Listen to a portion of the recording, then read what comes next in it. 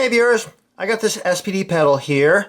A little while back I did a video on how to take them apart, clean them and lube them, and which I did on this one, but it's still pretty rough. So what I'm going to do is I'm going to overhaul this, actually take it apart, take the bearings out and replace them with brand new bearings and see if that works. So anyway, I'm going to show you how to overhaul one of these guys.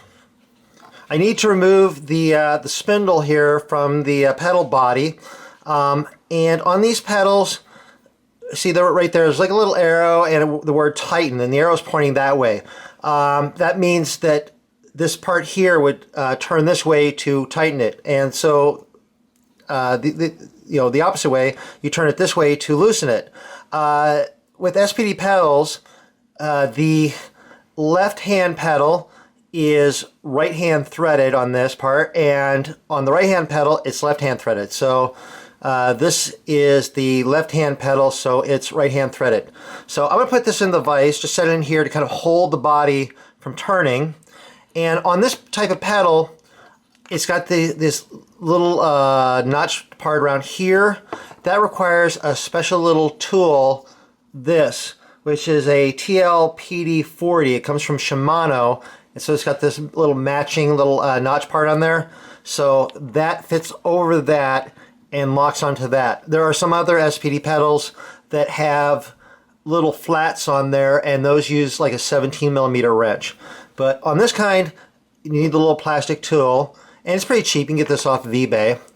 And this has got the flats up here, and I'm going to use a, this is actually a bottom bracket wrench, HCW4, so it's a 36mm. You can use a pretty big adjustable wrench, or you probably use some pliers on this. So what I'm going to do is use this to turn this, and let me see here. Get that broken loose there. Then I can just unscrew it like this, and it's getting a little tight there, but so there's the spindle unscrewing from the body there. And so there's the spindle there out of the body. Okay, so I've got the spindle here. I want to clean it off a little bit, so it just makes it a little easier for me to work on. I'm just use a little bit of degreaser and spray it down. And I can just kind of wipe off some of this grease on there. Like that.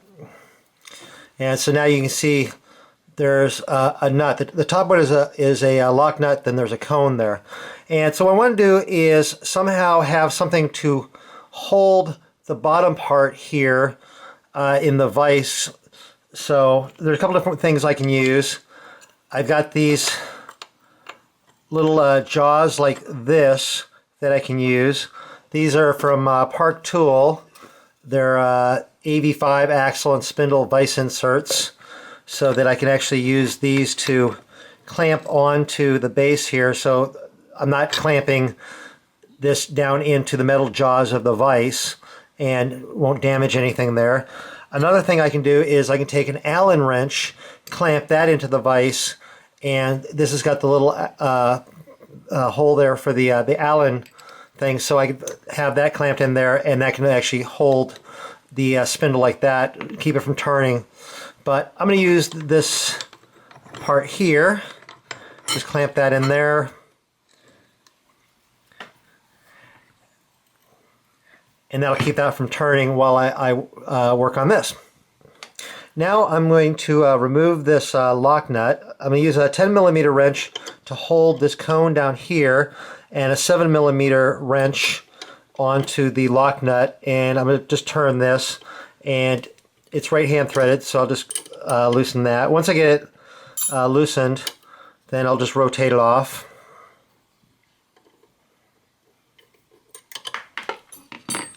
And then I can go ahead and remove the cone. And once I get this kind of loosened, I should be able to maybe turn it off by hand. There's the cone there. And now On the top of this little collar here, there's a little race there, and then there's 12 little ball bearings in there. And what I can do is I can just lift this off of here like that. And down below, there are 12 more bearings down here. So I'm going to use a little magnet to kind of just pull these off of here.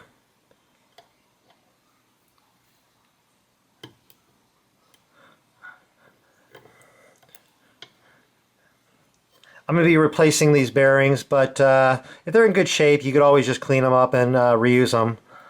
But I have some brand new bearings. They're not that expensive. And you see, there's like a little plastic part that slides on there, so I'm going to pull that off.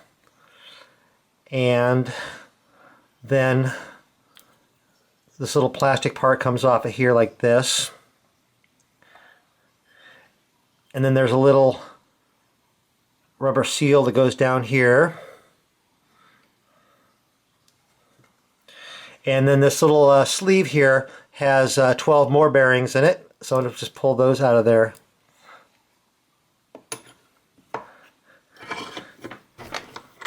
So now I'll just go ahead and clean all these parts, and then I'll put it back together. Okay, I'm ready to start putting this back together. I'm going to clamp the little spindle here back into the vise to kind of hold it like that. And there was a little rubber gasket. I want to put the wider part down to the bottom and slide that on like that. It'll sit down there like that. Then I've got the little plastic part. This is going to slide on down like that. And the little seal just kind of fits right up in there like that. Okay. Now, there was like a little metal part that fit on top of this. It's flat on one side and it's concave on the other. I'm going to sit this right on top of here. The little concave part is bearing race. And I need to fill that with bearings. So what I'm going to use is some grease, some marine grease. I'm going to just put a little bit of grease down in this race, just enough because I want to be able to hold the bearings. Now I've got a little bowl here. These are 3 32" bearings, and I need to place 12 bearings one at a time on here. Make sure you put exactly 12.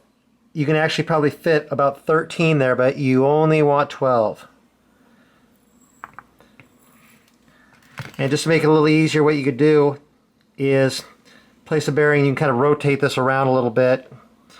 Place a bearing, and kind of rotate it around.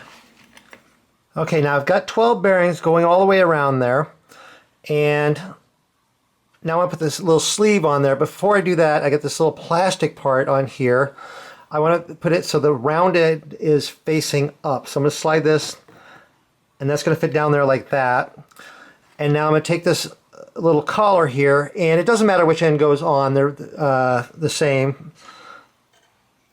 I'm set that like that. Now they're not going to. It's not going to fit over the bearings at this point.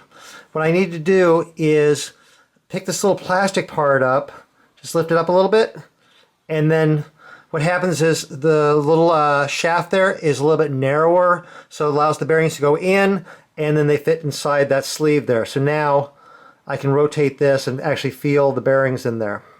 So now I want to fill this little race up here. Just put a little bit of grease in there because I want it to be able to hold some bearings. Just put it around there. And I need to place 12 bearings in that race as well, one at a time.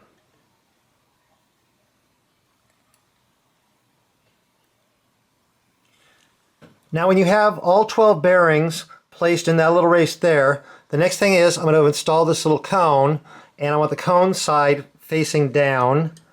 So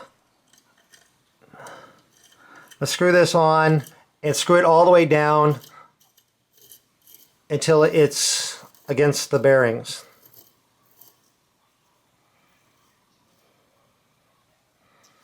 Now when that's down tight against the bearings, I'm going to get the lock nut ready to go here. I'm going to start threading this on at the top here.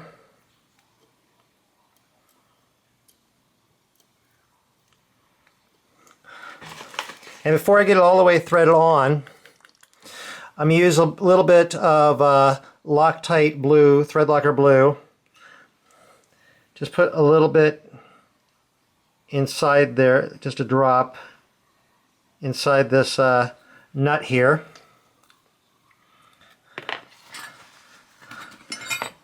And then I'm going to tighten this down almost all the way down against the cone.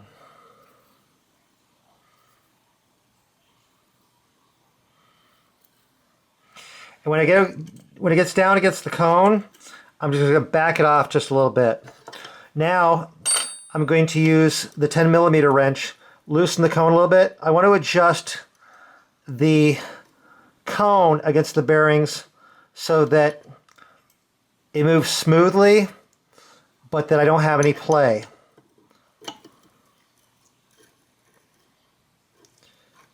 Because if I get it too tight, it'll start to feel rough. So I want to loosen up a little bit till it's smooth. Then I can tighten down the lock nut, feel how it is, and it feels a little bit rough. So I'm going to loosen the lock nut a little bit, loosen the cone, tighten this down a little bit, and try it again. Still a little bit rough. So keep doing this. It just takes a little bit of patience, trial and error, and until you get it moving smoothly with no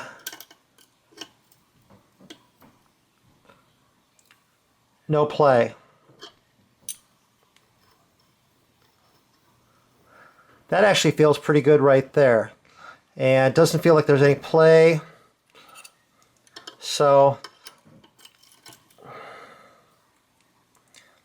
I'll tighten the lock nut down against the cone, double check it, make sure it feels good, and get it all the way locked down.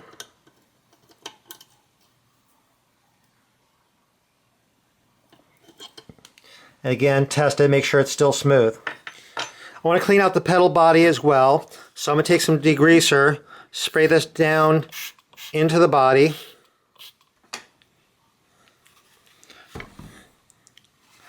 Then I'm going to take a paper towel, kind of twist this around,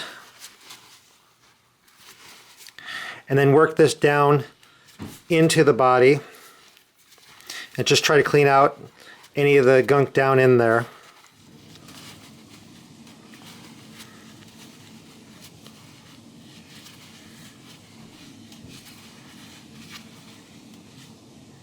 Like that. And if I don't get all the grease out, that's okay. I'll just try to get as much out of there as I can. Okay, I'm ready to put this back together.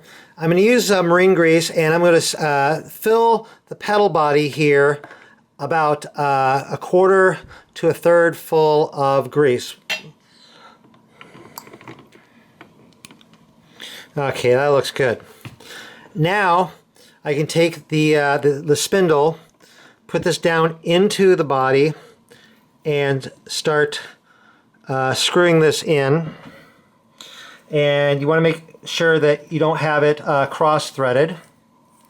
And when you're doing these pedals, only do one pedal at a time, because you do not want to accidentally get the wrong spindle in the wrong pedal with the wrong threading, and it'll just totally destroy the pedals. Okay, at some point you'll screw it down and you'll feel a lot of resistance. Now you're going to need the tool. Put the tool over here, or if you have the 17mm wrench on the flats, go ahead and use that. And just tighten this down. I'm just kind of holding this loosely in the vise here just so this doesn't turn. And then I'm just going to start screwing this down. And this is a really cool mechanism, because what it does is that grease I put down in the body, as I tighten this down, it's actually going to press the grease up through the bearings, up the spindle, and out through the top part. And I want to tighten this down until this is tight against the body. You don't need to super torque it or anything like that. Just tighten it until it's tight against the body. Like that. You pull that off there. And so what it did was it actually pressed the grease up out through the top, up through the inside.